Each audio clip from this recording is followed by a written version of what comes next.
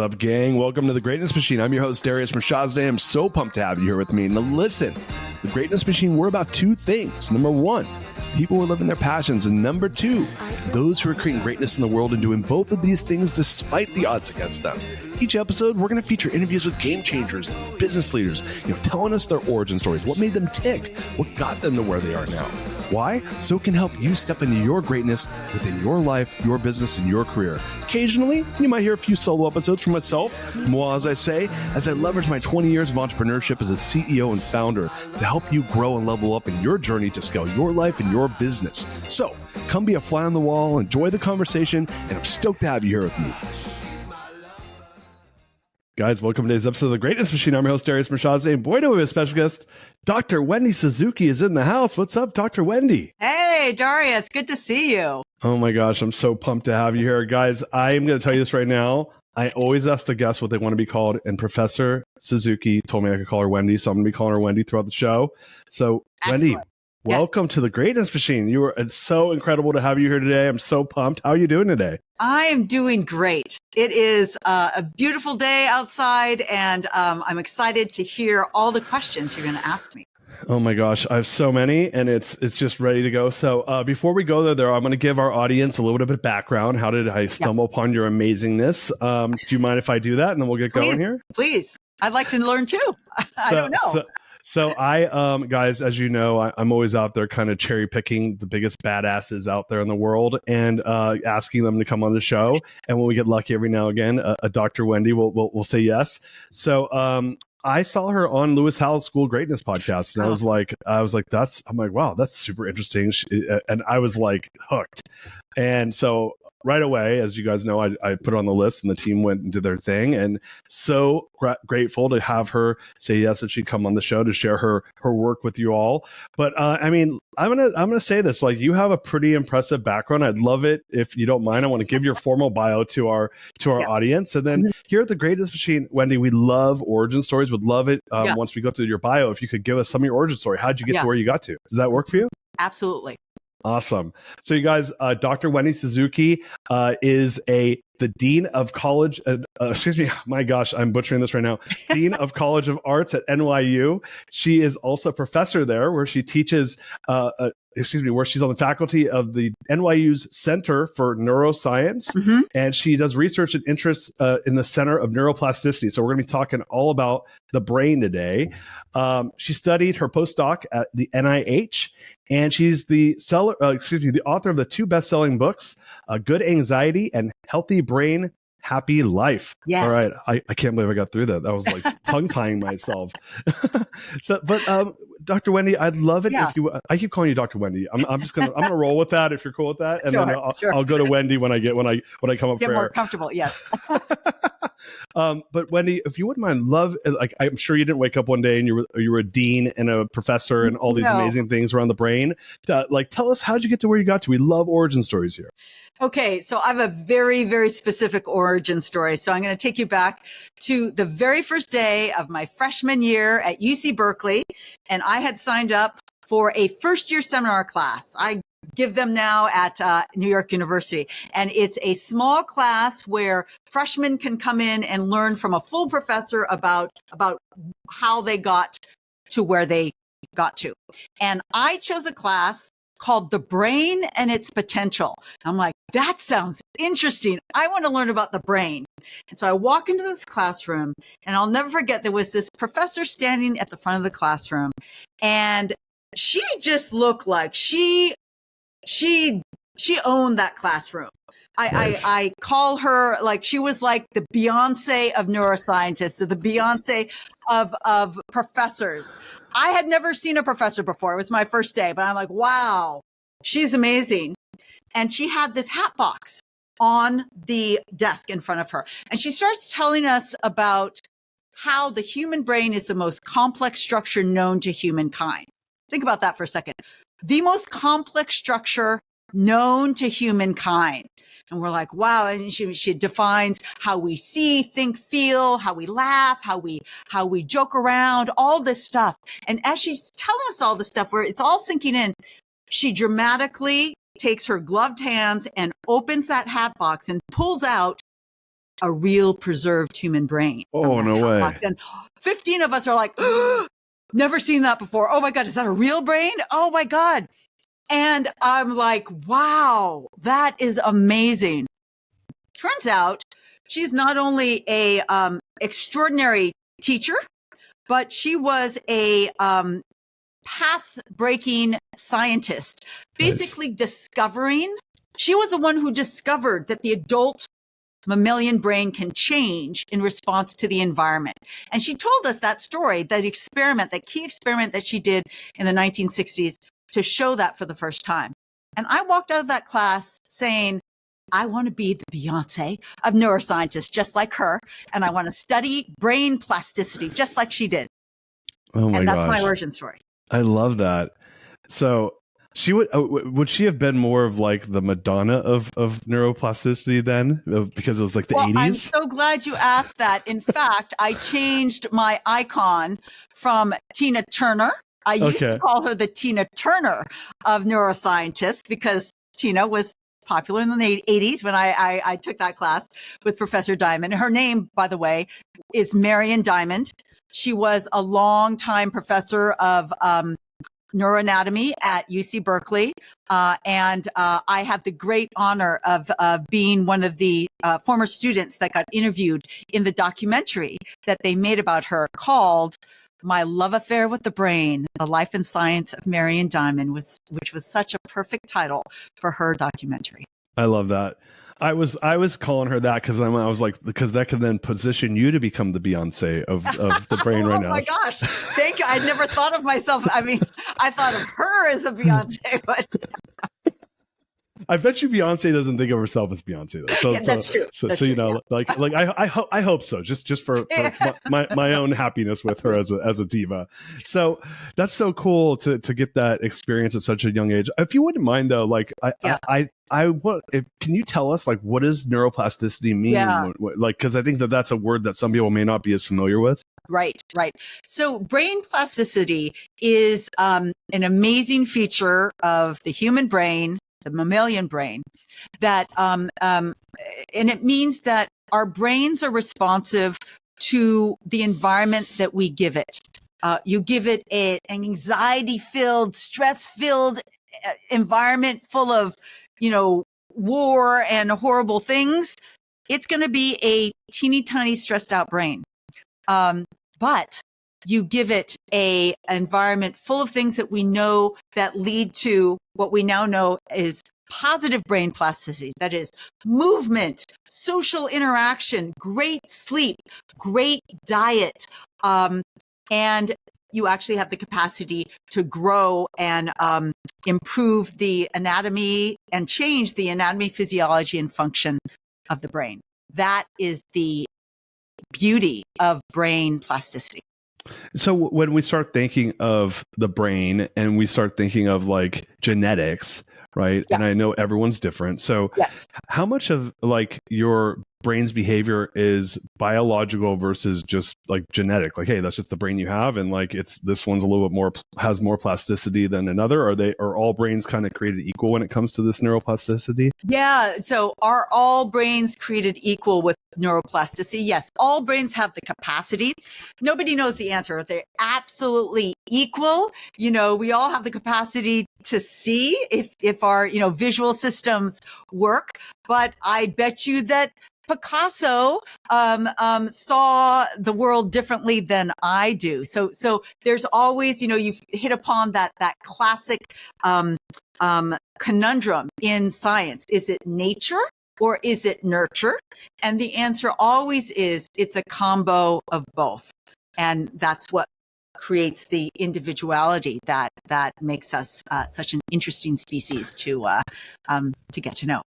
And so when we start thinking about, the what makes it for a good brain. You kind of went through a Yeah. few things that I think most people, it's like, yeah, I got to eat healthy and move my body and sleep well. I mean, is it as simple as that? I see a lot of people, I have a lot of friends that they're wearing their Aura rings and they're, like eating their grain-free diets. I'm like describing half of myself right now, but like and you got guys like Peter Attia and Huberman, giving tons of information about ways that we should be living our lives. And at the end of the day, if the brain is the most complex and it controls everything in the body, or a lot of things in the body at least, what's your thought process around, like, if you were to name top 5 things that we have to, if you really want to make this easy, what are the top 5 things the average person can do to make sure that they have the healthiest brain so that they can go out there and conquer the day? Yeah.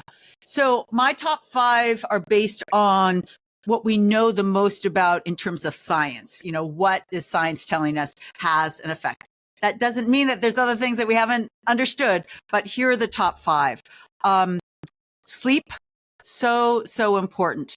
And I start with that because so many people are not getting enough sleep. And power to the Aura ring if it really sensitizes you to that. Sleep is so important. It cleans out the brain, the metabolites in the brain every single night, and it consolidates and strengthens your memory from the previous day, and improves your emotional emotional regulation. So sleep is number 1. Movement, very, very important. The brain, in a sense, is like a muscle. The more you move your body, the better it, the more positive brain plasticity you get. There are growth factors that get released every single time you move your body, and that will go up and actually make your memory area of your brain grow brand new brain cells. People don't realize that. So important. So sleep, exercise, food, also very important. Basically, what's good for your body is good for your brain. And so I always cite 2 related diets that we know so much about. I'm not going to be surprised. Mediterranean diet and the Mind diet. They are just, healthy looking diets with lots of colors and not too much red meat and fish and lots of healthy proteins. So is that 4 or 3? I think that was 3: diet, exercise, food. Diet, exercise, food, social connection. We evolved to be in connection with each other. One of my themes as the Dean of the College of Arts and Science at NYU is connection and belonging. How do I build more connection and belonging? Why? Because I know it's so good for our brains. And one of the longest running studies of happiness started at Harvard showed that the thing that makes people happiest and also live the longest, longevity, is linked to the number of social connections that you have. So very, very important. And what am I going to go for the 5th one? The 5th one has to be, again, from the science basis, meditation. That is a mindfulness practice. And you don't have to get crazy. You don't have to, do all the crazy stuff. You just have to have a practice of quiet, where you can calm yourself down. This is an ancient technique of meditation. Breath meditation is the oldest version of meditation. And you know why it's so old and why it's so powerful? It's because breath, we know, deep, slow breathing, just as simple as that, will activate the parasympathetic nervous system, which is your natural de-stressing part of your nervous system. Those monks, hundreds, thousands of years ago, knew the effectiveness. They didn't know the name parasympathetic nervous system. That doesn't matter. But they knew that got people into this calm state quickly, and they saw the value of that. So those are my top 5. I love that. I have a question about on the connection side, because I think we're seeing right now, the technology, and maybe we have this amazing technology with, everyone's got a super powered computer in their pocket. Right. And we have, people living their lives in these machines. And we're seeing that there's a lot of less social interaction because of it. Yes. Right. Yes. Or at least direct social interaction. And you have these asymmetric social interactions through social media or through, these chat systems and whatnot. And then we see like a lot of negative data coming out around suicide rates and depression and all these things that you're like, hey, I wonder why that's happening. It's like, hey, no brainer. Like I think that's the smoking of today. But what, like when you see phones, and I don't know if you guys have done work on this around the data of how that affects the brain. What are your thoughts around that? Is that like a simply like, hey, you got to limit this? I'm a person with kids, right? I have a 14-year-old who just started high school today, and I have an 11-year-old. And my 14-year-old, I caught that he was on the phone way more than I thought he was, and he was kind of BSing me about it. So I had to go take I took a bunch of apps off his phone. I'm like, hey man, like clearly you can't control yourself. Like this is not healthy. And so I'd love to hear your thoughts on this, because I think that being at your job as a dean, you're interacting with 9,000, you're responsible for 9,000 students. We see that there's a crisis with a lot of kids these days. How do you see that how do you see technology affecting this, and I guess positive and negative? Yeah, I think there is an enormous amount of evidence suggesting that the increase in the prevalence of smartphones and the use of social media, particularly in young kids, unfortunately the age of your particular kids, has been really detrimental to their mental health in terms of depression, anxiety, and ultimately suicide rates. There's strong connections there. Yes, there are positives in terms of access. You can talk to your grandma across the world, you know, at the drop of a hat. That wasn't available. You can even Zoom her, you know, when that wasn't available. That can be positive. That can be positive for your mental health. But the pull and addictive properties of social media and all of the social kinds of interactions on the phone are taking us away from what I just described as one of my top 5 to keep your brain healthy. And I did not mean Zoom interactions like we're doing. I mean face-to-face interactions. And because we know there are so many other social cues. You learn so much more when you're in the room with the person, the full body language rather than just your face. Although obviously you could also learn quite a bit from just facial expression. It's different. And we are moving farther and farther away. I think that is one of the beauties of universities and high schools. It is face to face. We need to really up that. And in fact, what's taking it away is, I have to check my email now. Excuse me. I'm going to, no. In the face-to-face interactions, put that phone away. And I think some of the best recommendations are kind of group phone release and group release. So you agree as a group, we're all going to do this together so we can focus. And I'm not going to say it's as simple as that, but that is a simple step that everybody at any age with any age kids can do. You know, talk to your friends, talk to the parents of your kids' friends, and see what kind of group agreement that you could come on with or come to, because the more time your kids are away from phones and supporting that face-to-face interaction, the better their emotional regulation, their emotional growth, and their brain growth. I have secretly been hoping that in rebellion to parents that kids are like, I'm not going to have a smartphone, mom and dad. And that becomes like the new, like cool rebellious thing. This is like a secret desire I have, that all the kids are like, no, man, I'm cool. We don't have phones. We'll see. I'm like planting the seed with my children.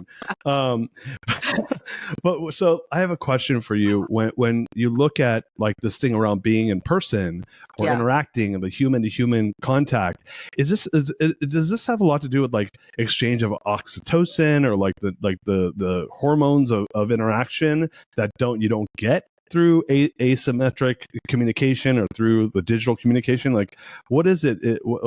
I'm curious why it is that hey, we can't have this like wonderful conversation over Zoom. And I look, I get it from a practical standpoint. It makes more sense that if we're in the same room, like you can feel me more, my vibe, my presence. Yeah. Is it all those things? Like, can you tell us a little more about that? Yeah, I mean, it is all those things, but it's a deeper kind of evolutionary question. we evolved as humans when there was no Zoom and no social media. We evolved to be able to read each other in real life. And when we were apart and not in this interaction, there was no communication. So that is how all of our brain systems evolved. And while Zoom focuses on the face and we have so many facial recognition abilities, our visual system is basically designed to help us figure out what is your facial expression telling me now.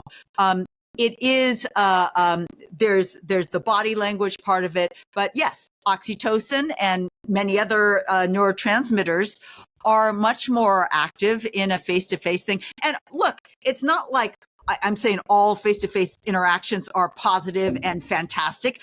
You can get into bigger fights face-to-face than you would. It's easy to, click the red phone button and just click off when you're in the room with each other. Wow, that's when it can really get real.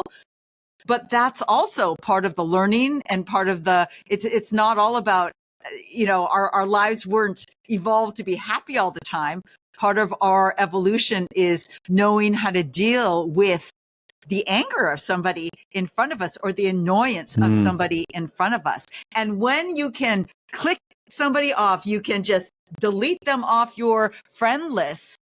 You lose that ability to deal with the more difficult emotional interactions. And that is very valuable. Talk about going to college. How many difficult interactions are you going to have with your TAs, with your fellow students? They'll be there too. You want to have some background in that. You want to get good at doing that. Yeah, it's so funny. I was listening to the Daily Show, Jon Stewart podcast, and I was on a road trip with my family. Talk about face to face. We did 10 days. We drove to California and back to Texas. I live in Austin, Texas. Wow. And it was intentional. I said, I'm going to trap my kids in a car for 4,400 miles. Oh my God. And like, even if they're like trying to like get away from us, they can't help, their proximity is key, right? That's right. But it was one of the best trips we ever had. And we've had some cool trips. We've gone to Thailand and Japan and Europe. Yeah. And I tell you what, one of my favorite trips was driving in a box with them 4,400 miles because it forced them to engage, Yeah. Engagement. And you don't realize, and they don't realize that engagement is so key, including the awkward, I can't stand you anymore part of it. That's part of life. And if you don't have that anymore, you're not prepared to live life with other people. Yeah. So I forgot the punchline of the comment I just made was Jon Stewart he gets questions at the end of the podcast that his producers read to him, and one was like some kids are like, I'm going to college and I'm concerned if my roommates and I don't agree on politics, and he's like, and it was awesome. He was like, that's the point. Yeah. He's like, the point is to go and have some robust like disagreement and to be able to disagree respectfully with each other. Right. And I think a lot of that's been lost with how people disagree these days. You get people trolling each other online and talking crap to each other as opposed to having civil discourse. In my last company, you'll love this. Yeah. I used to do town halls with my team. And I had a pretty big company. I had about 1,000 employees. Wow. And I was CEO of the company and I do town halls once a quarter. And I could say, you could ask me any question you want. So at first what I did is I said, hey, you can ask me the questions like over email anonymously. And what would happen was it was like I was giving them a golden ticket to troll me as the CEO. Yeah. They could it was like oh my God, thank God I can talk trash to Darius now. And then I did a real life town hall. I flew to one of our offices. And it was the most engaging and it was the best experience I had as CEO. They got to have a voice. It was very respectful. Yeah. Nobody trolled me because no one's going to do it face to face, right? Right. Because you have this social, there's the social side of it where I think it's lost online. And I told my team after that, hey, we're not doing this. Like, if you want to troll me, you got to do it. You got to do it by yourself. I'm not going to create a platform for people to troll the company. And I heard something. I think I'd love to hear your thoughts on this. Yeah, I heard that one of the things that's caused a lot of like the bipartisanship is, I don't know if it was 20 years ago or 30 years ago. I think it was 20 years ago. They stopped making Congress live in DC. And they let the people that run Congress and Senate no longer have to move their families to DC, where their kids all went to school together, where they were Oh, forced to socialize, which created wow. more bipartisanship because they Well, were interacting with each other, yes, and they had to do it. They were forced to do it socially. They're in the same country clubs, they're in the same yes. social groups. Even if they Uh-huh. don't agree, they have to be Right. polite. And Yeah. you had much more bipartisanship. And then what happened was they ended up going where they only do they do the weekdays there by themselves. Their Yeah. families stay in their constituent homes, Right. and they go home and their kids stay there. And then we Uh-huh. saw an increase in bipartisanship. So I Wow. think it has a lot to do with what you're talking about. What do you think about that? I absolutely agree. I didn't know about that rule, but it absolutely makes sense just from a social science kind of perspective. If Yeah. I could go away and get away from you, like I don't have to spend my time trying to understand this wacky idea that you have. But if you become part of my tribe and I am part of your tribe, that requires me to basically see you more deeply as a person and understand you. And I think that was a big mistake that Congress made. Yeah, I know. I'm telling you, I'm like, I have like 5 rules to fix our government, and that's one of them. So they got to all move Yeah. back to DC. Yeah. But sorry, I digress. I'm like, you probably haven't listened to the show. This happens all the time. I go off on tangents. But so I want to go back to parasympathetic and sympathetic nervous system. Yes. So talk a little bit about that. I heard you talking about that on another show where really on the parasympathetic, this is our rest and digest, and the sympathetic is fight or flight. Can you Exactly. explain what that is and what does that mean? Sure. So, this is part of the beauty of our nervous system. Every single one of us has both of these sides of the nervous system. Everybody's heard of fight or flight. Unfortunately, it's much more well known because everybody deals with the stress that comes with fight or flight. But let me describe what that means. It means that a part of the brain called the hypothalamus has direct connections with so many other parts of the body. And when there's a danger or if we're anxious, the fight or flight part of our nervous system gets activated. And here's what happens.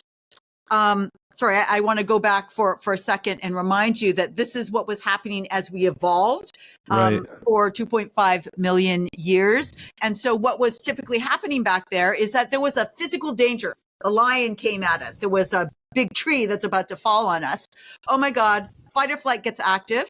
And so that helps you understand what happens, which is our heart rate goes up. We get, as it says, you get ready to either fight the lion or to run away from the tree falling down. So your heart rate goes up, your respiration goes up, your irises open up so all the visual information out there can come in. And the blood is shunted from your digestion and reproductive organs because there's no time to digest or reproduce in the middle of an emergency. That blood is shunted to your muscles where it needs energy to either do the fighting or the running away. So that's great. We feel that. The bad part is that all of those systems are not only activated when a lion is in front of you. I've never been confronted by a lion, but that's my ancestors. Tip of the hat to the ancestors. But it's also that same set of activity gets activated when I scroll the news cycle. Oh God, what is the bad news today? Or I read about whatever scares you, the environment, or the economy. So all these things, they're not a physical danger, but they are scary and they activate all of those different things. Now, let me just say one more thing before I go to the other side, the parasympathetic. Can you imagine if that fight or flight system gets activated all the time, every day? Oh my gosh, scared all the time. You're stressed out. What is that going to lead to? Well, heart rate going up all the time, heart disease, blood shunted away from your digestive system, ulcers, digestive problems. Absolutely true in the medical literature. Blood shunted away from your reproductive organs, reproductive problems. Absolutely. With long-term stress comes reproductive organs. So in the short term, it's great. It gets me away from the lion. But because the system is essentially not smart enough to say, hey, the news cycle is not a lion, still doing all these things, you let that kind of seep into your responsiveness, and you end up with long-term health problems. Thank goodness that we have the equal and opposite system in every single one of us called the parasympathetic system. That system also controlled by the hypothalamus. It goes to exactly all the same kind of peripheral areas as the fight or flight system, but it does the exact opposite. It slows down our heart rate. It slows down our respiration rate. Our irises get closed because we don't need to see everything, because it's the weekend and it is the rest and digest time, and it shunts blood from our muscles, we have nothing to run away from, towards our digestion and reproductive organs for all those wonderful weekend activities like digestion and reproduction. So if you think about it for a second, the only thing that I can control in that list that I just gave you is my breathing. I can't slow my heart rate down. I can't shunt blood to wherever I want it in my body. But right now, every single one of us can do slow, deep breaths, which is a powerful way to activate the entire parasympathetic rest and digest system. That is why breath work is so powerful as an immediate way to calm ourselves down. It's like a secret hatch into the rest and digest parasympathetic system. I love that. And it's funny is I have a friend who, she's a former guest on the show, and she was talking about, I do transcendental meditation. She teaches TM, and she was saying that one of the things that a lot of people don't know is there's box breathing is built around TM as well. That there's an entire breathing system that transcendental meditation, most people who are just learning the meditation side of it, where you get your mantra, most people don't realize that the starter to it is actually a breathing exercise. Right? To your point, to bring down that parasympathetic system, or did I get that right, or sympathetic system? Parasympathetic, but it's bringing it up. Bring up the parasympathetic system. Yeah. Right. And so I started practicing it where in the past I started meditating about 5 years ago, but when I'm having any sort of like whatever perceived a real anxiety, I started using that as a hack where I would, box breathe, 4 seconds, 4 seconds, 4 seconds, 4 seconds, 4 seconds. And I noticed, I was like, wow, this is amazing. Like it actually it's like kind of like you tackle this issue in your it's magical. It's magic, right? So it's amazing that we can control that. And we had a former guest on the show, I don't know if you're familiar with Michael Easter, he wrote the book Comfort Crisis, which is a book, essentially it's kind of going back to what you're talking about, or the point of his book is that we're not born to be comfortable. And if you look historically, I don't even know how long man's been on Earth, let's say 1 million years, probably somewhere more or less. It's a long time. Right? Long time. I think, and his point was, we've only had modern comforts and the modern access to food and housing the way we do. Like it's like 100 years, right? Yeah. And maybe that's generous. Maybe 150 years, right? And man's been here 99.9999999% without those access to those comforts, to the access to those soft beds and all these, and the tigers aren't chasing us through the jungle, right? But our bodies don't know that's like, our bodies are like, it's 0.1% of the time I've had this. The other 99.9% of the time, like people died like at the age of 40 in 1850. That was the average age of death. And it's not because most of it's because of disease. So I'm curious what you think, like, because we live in this modern world of modern comforts, like there is no saber-toothed tiger chasing us. Trees are not falling on people. Right. Most people, for the most part, I know there's people that definitely live in like poverty and they have tough lives, but that's a very small minority of the world, and the majority of the world has comforts and food and shelter and the things that we used to, like in Maslow's hierarchy of needs, strive for before we could worry about the middle part of the hierarchy of needs of just having success in our lives. So if we live in a world where we are wired to equate a fight with my wife with the same as a tiger chasing me, and my body reacts the same way, how is it that we can kind of undo that? Because what I think I heard you say somewhere like 90% of Americans suffer from anxiety or feel anxiety. Is that the number? Something like that?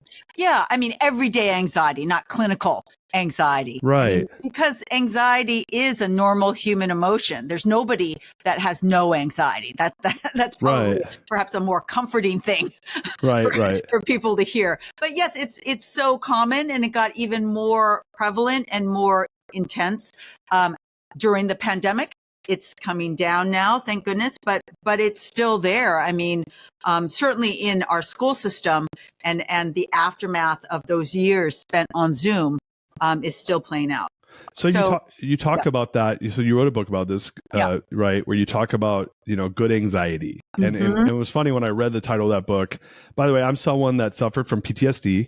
I'm someone that literally had to get on, serotonin uptake inhibitors for a year of my life because of massive anxiety. When you were talking about the anxiety, I had a really gnarly thing happen to me a few years ago where it basically I was so anxious that I couldn't control. I lost control of it, right? And it took me a while to recover from it. Yeah. But it was like a level of anxiety I never had before. And so I was like, this is not good anxiety. It was a type of anxiety where I couldn't escape it with sleep even. So I would go to bed and have nightmares all night. I'd wake up and I'd have day terrors. It was terrible, right? And so when I was reading the title of your book, I'm like, I'm pretty sure that was not good anxiety, right? That was probably clinical anxiety, right? Yes. And then what I found though was that there's a programming that happens where you kind of at least for me, where I would anchor to that, where when things would happen that weren't necessarily the worst possible things, I would get into this kind of elevated heart rate, and I would get really anxious over stuff that I probably shouldn't have been super anxious about. And it took a long time for me to understand that, hey, I got to reprogram my brain because this is not the way I want to live, number one. And number two, I get why I have anxiety. It keeps me on my toes, and there's there's positives if in light doses, right? Yeah. But in these heavy doses, totally uncontrollable. Hey, I don't want to live life like that. And I think I notice a lot of people have that, or they have moments of that, or they freak out about little things. They sweat the small stuff. So when you talk about, obviously there's clinical anxiety, everyone understands what that is, but I notice a lot of people are anxious about little stuff that aren't a big deal. And I don't consider that good anxiety either. So tell us what's good anxiety, what's bad anxiety, how does it relate to what I'm talking about right now? Okay. Thank you. That's a great question. So, first of all, as you already pointed out, I don't deal with clinical level anxiety. That is anxiety where you need medication, you need a medical professional.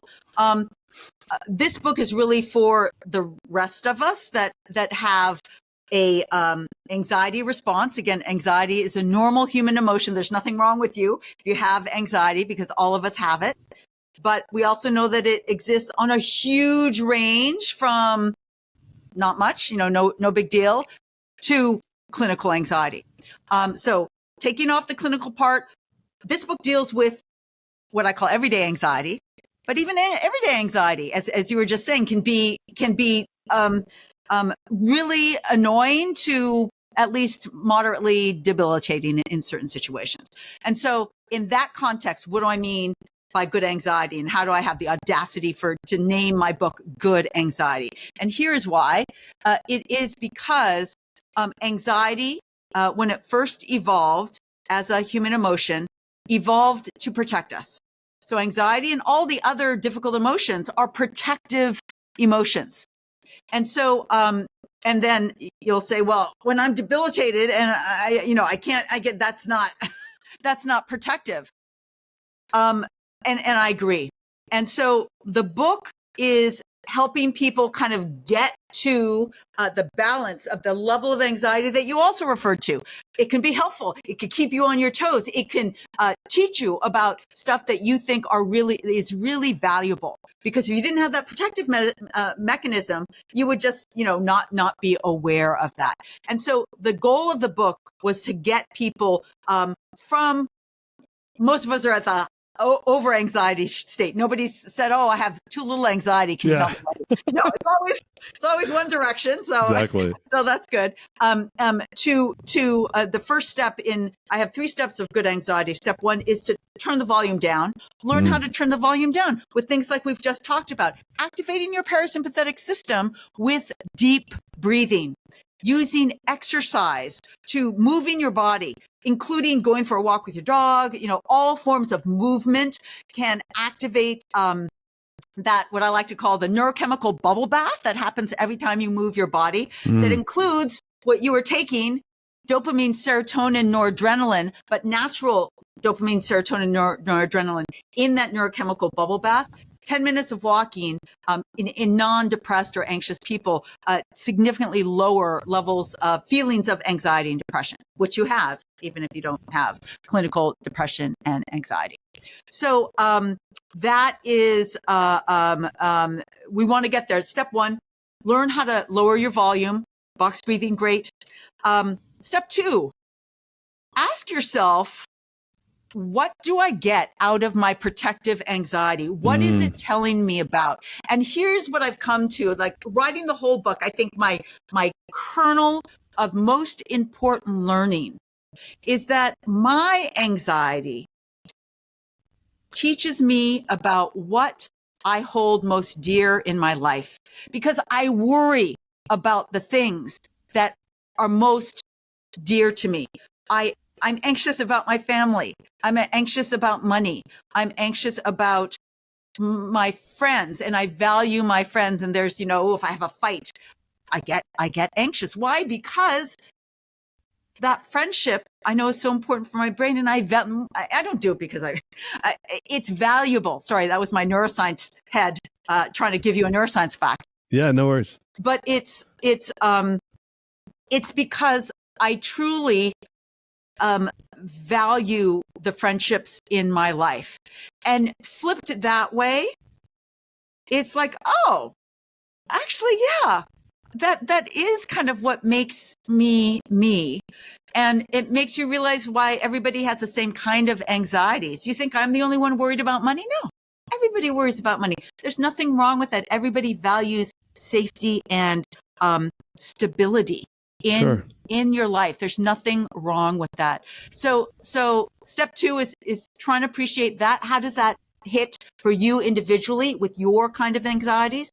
And step 3 is to find the gifts of anxiety. What comes from the gifts? And so you said it can be helpful. And the first one that I think everybody can use is the gift that comes from your own anxiety of changing the what if list that comes up very commonly in anxiety. What if I did do or didn't do that? And, all the what ifs, and change them into to-dos. So again, your anxiety is pointing out things that are valuable and important for yourself. This is a natural list that, if I pay attention to that, and if I actually, instead of just worrying about it, if I do something about it, that will actually make me more productive. And I love this one because this is doable for every single person, because I guarantee everybody has a what if list in their mind right now. Change that into to do it. It's going to be satisfying. It's going to make you more productive. And there is your first gift of your own anxiety. I love that. It's funny, like when what I was hearing you saying, obviously with amazing advice, is having gratitude for like flipping it inside out, right? Be grateful for the fact that, hey, I care about the things so much that I'm worried about them. Be grateful for the to-do list that I'm now going to go and affect to make sure I do a better job. Yeah. When you think about gratitude exercises, does that have any play on this? Because I know that's big, like what I found is, and I heard it, I don't know if there's a quote or something where you can't be like anxious and grateful at the same moment. Like, I don't know if you've heard that before. Like, yes, I can't be like, oh, I'm right. I don't know if that's true or not, but like, what do you think about that? I think gratitude is such a powerful, I think it's the flip that everybody needs for their anxiety. I'm not saying ignore your anxiety. I am saying the whole book argues that this is a valuable sense that you have, your emotion of anxiety. And so instead of just and I hear this a lot. Oh, I'm so anxious. I don't know what to do. It's just debilitating. Well, flip it on its head to ask yourself, what is it telling you about yourself, and kind of use that. And that's the thing you can be grateful for. It's hard to be grateful for your uncomfortable feeling of anxiety. It's easier to be grateful for what that tells you about what you hold dear, what is important for you. I love that. You talk a little bit about like flow and how leveraging anxiety for flow, and like my reaction to that was always like, man, like I am most in flow when I'm not worried about stuff. Yeah. But you make a comment, and the word I think you used was micro flow. Can you talk a little bit about that? Yeah. So, so I have a funny story. I'm in the middle of writing the book, Good Anxiety, and I know I want to write about flow. And so I'm reading and make sure I know all the research on it. And all the big papers are like, once you're in anxiety, no flow. Like flow disappears. It dries up. No more flow. I'm like, that's depressing. I don't want to write that in my book. What am I going to do? But two key things happen. One is I went to a yoga class because I was blocked in my writing. So I went to a yoga class and, took a little while to get into it, but I was doing it. I was doing all the up dogs and down dogs, and I started to feel good. And then I got to my favorite pose that I do the best, which is Shavasana. So you lay on the ground flat. And I love it when they say, oh, this is the hardest pose. And I'm like, I'm really I love Shavasana. Yeah. And so I'm in Shavasana. I'm thinking, oh my God, I'm flowing in Shavasana. There's nobody that has done Shavasana as good as I'm doing, as well as I'm doing it right now. And I thought, this is a moment of micro flow. And so that was the first realization that there are many more moments than I realized that I had micro flow. But how am I going to relate it to anxiety? That way I still had a problem until I realized that there is a phenomenon in psychology called the negative contrast effect. And the negative contrast effect basically says the good parts of your life are even better because you appreciate the bad. If you were a millionaire and had everything, all servants do everything for you, not a moment of worry, nothing would be good. It would all be the same. And also even going back to my moment of flow, micro flow in Shavasana, that felt so good because I was blocked and I was frustrated. It was much better because I had that anxiety. It's like, oh, this book is going to be crap. Nobody's going to buy it. And it's terrible. I have no idea what to say, which was part of the things going through my mind. So our own anxiety, and then I thought, well, what if I didn't have any anxiety? What if I was like, oh, this is going to be a million seller. I have no worries about this. Then my flow is like, big deal. I don't need the flow. It really felt so good because I had this worry. And so I realized that first there's microflow that's important to differentiate from regular flow that has been described as, you have to be the best in the world at something and only once in a while. I was like, no way. I get it every day, have little doses. And you know what? It's better because I have conflict and I have anxiety and I have that negative contrast in my life. And it's like, oh my God, my anxiety is helping me even in my microflow. So that was an involved chapter, but I was really happy with my own realization of the relationship, my new realization of the relationship between my own anxiety and microflow. I love that. That's so interesting. It's like, as you were saying that, I was thinking about even myself, and I'm like, sometimes when you're in it though, right? I'll take you back to like when I said had that really anxious moment a few years ago. I remember I'm like, I know there's going to be a moment where I'm like, you're going to be happy this happened to you. You'll appreciate what you learned from this, right? But coming out of it, I do think that there is something around, contrast that's important, because to your point, if everything is amazing all the time, then there's nothing that you can't appreciate. It goes back to appreciation. I can't appreciate how great it is because I'm not comparing against something I don't love. Now, that being the case, I'll take 10%, 5% like negativity. That's enough for me, right?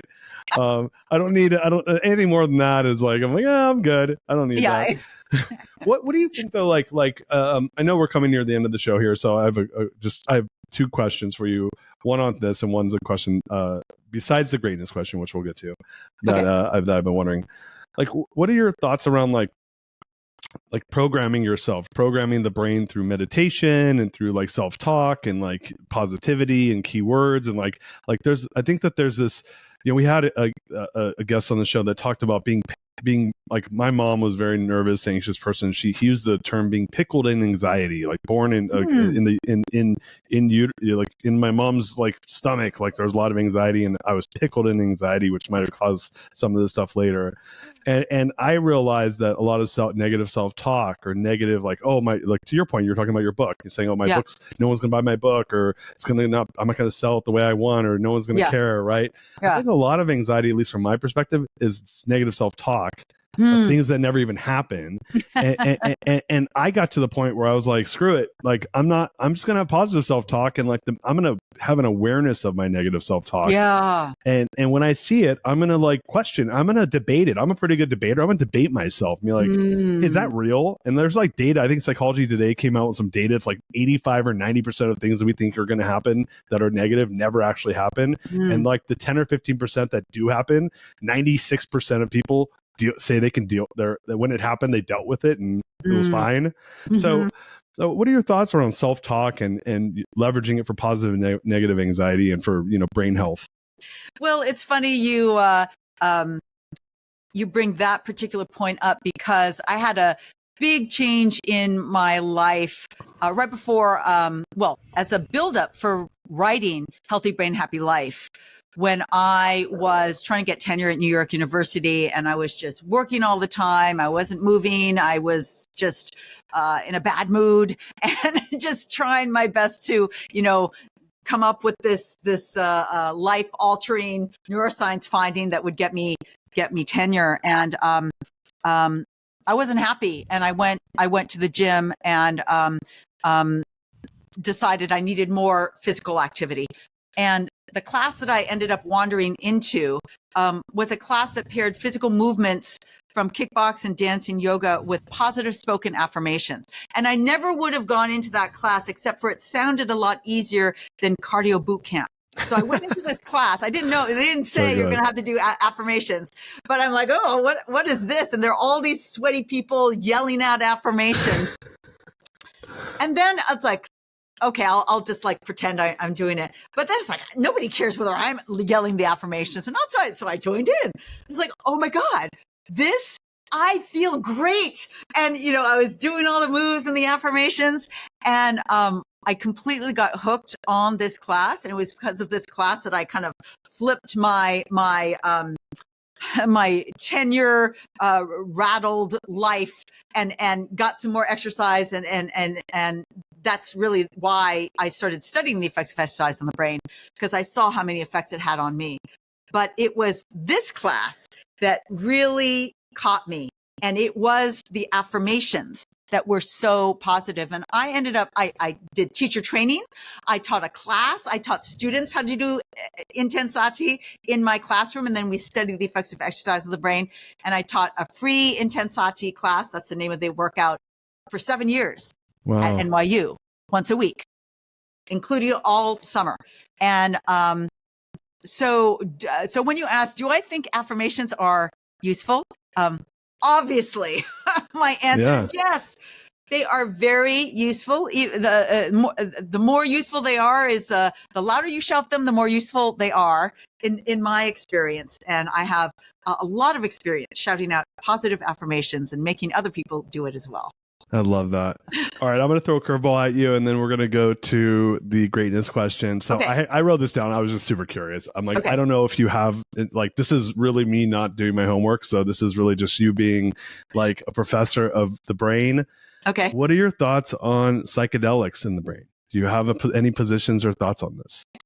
I think it's really interesting. I appreciate the fact that there's more and more really good research going on. And I think there is really credible research that there is there is clinical benefit to psychedelics in a wide range of common, trauma and depression. That is the, I haven't tried it. I haven't delved in even farther. I've probably read all the same articles you have generally about psychedelics. So I have no deeper thing than that, but I do look at it as a neuroscientist and am impressed with the not the buy-in, but it's the research and the it goes forward if there's positive, useful research. Is there credible, positive, useful research? Absolutely. Yeah. Thank you. So you ready for the greatness question? I am. Wendy. All right. Before we go there though, I realized I know if there's like, if anyone wants to learn more about, let's do like kind of plug your stuff. Yes. Anyone wants to learn more about you, your work, get your books, where should they go to learn more about all the amazing things you're up to? So I'll say two places. One is wendysuzuki.com. You can find all my TED Talks and links to my books. And also Instagram, wendy.suzuki. You can find me there. And I'll also say that I'm so proud that I just came out with a new course on Masterclass called Brain Health. So if you want to learn about how memory works and how to be a super brain ager, check that out. And you can also go to a special link on my Instagram to get access to that class. Awesome. So, yes. We will be sure to put that in the show notes. So guys, that's where you can find all that information on all the amazing things Dr. Wendy Suzuki's up to. And now we are going to the greatness question. You ready, Wendy? I'm ready. Yes. All right. So the greatness question is, what is the number one barrier to creating greatness that you've overcome in your life, and how have you overcome it? I think the number one barrier to get to greatness in my life, or try and get to a higher level of performance, is really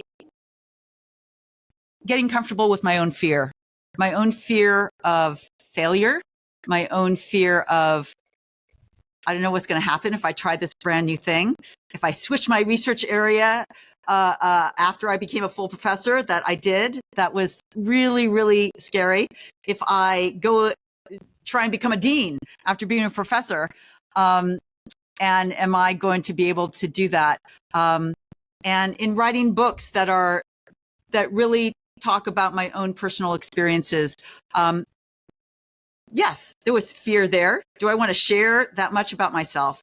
But the more I share and the more I lean into that, now I kind of look for that. It's like, oh, that's an interesting direction. If it scares me in that way, it's become a beacon and not a barrier. I love that. Dr. Wendy Suzuki, you are so amazing. So much greatness in the world you're bringing to the world. We're so grateful to have you here on the show today. Thank you so much for coming on. Appreciate you. Thank you for the invitation, Darius. It's been such a pleasure to talk to you. Pleasure was definitely ours. Guys, listen, go support Wendy, buy her books, check out her TED Talks, check out her masterclass. We're going to put all that in the show notes. And until next time, peace out. We love you.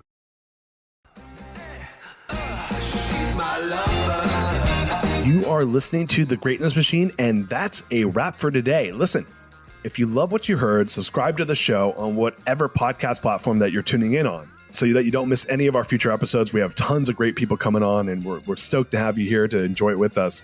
Leave us a review. Tell us what you love most about this particular episode. We love getting the reviews. We love to see what you guys love most. And if this particular episode, made you think of someone who's leveling up in their business and in their life, print screen, share it with them. Leaders are the best givers. And after all, we're all here to support and grow with each other. And in case you want to see some of the fun behind the scenes shots or some of the things that we're doing, I'm actually writing about this in my weekly newsletter. Go to www.therealdarius.com and subscribe to my newsletter. We're talking about fun things like business and life and mindfulness and cryptocurrencies and gosh, I don't even know, everything and anything, but it's tons of fun stuff I write about. I try to get it out on a weekly basis. You can subscribe at www.therealdarius.com. And with that said, look, thank you guys so much. I appreciate you. I love you. Peace. We're out of here. See you guys on the next one. She's my lover.